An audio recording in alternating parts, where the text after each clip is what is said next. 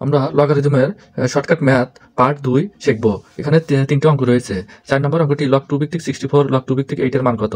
অর্থাৎ আমাদের লক্ষ্য রাখতে হবে এখানে টু দি পাওয়ার 64 অর্থাৎ 2 এর উপর কত পাওয়ার দিলে 64 হয়।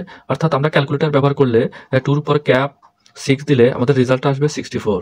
আর নর্মালি ক্যালকুলেটর ছাড়া ব্যবহার করলে 2 গুণন 2 গুণন 2 গুণন 2 গুণন 2 গুণন 2 2 2 গুণ 4 4 2 8 8 2 16 16 2 32 32 2 64 অর্থাৎ টু দি পাওয়ার 6। আমাদের তাহলে এই লগ 2 ভিত্তিক 64 এর অ্যান্সার হবে 6 প্লাস লগ টু দি পাওয়ার 8 অর্থাৎ 2 এর পর কত দিলে 8 হয়, 2 এর পর ক্যাপ 3 অর্থাৎ 8।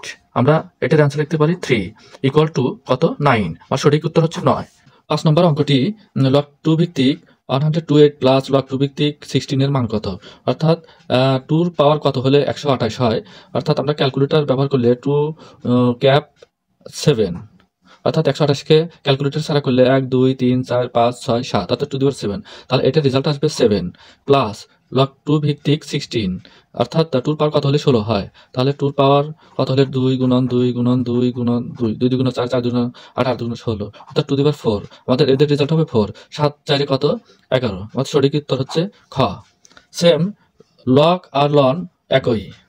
লন 5 ভিত্তিক 125 প্লাস লন 2 ভিত্তিক 8 অর্থাৎ 5 এর উপর পাওয়ার কত দিলে 125 হয়। অর্থাৎ 5 ক্যাপ 3।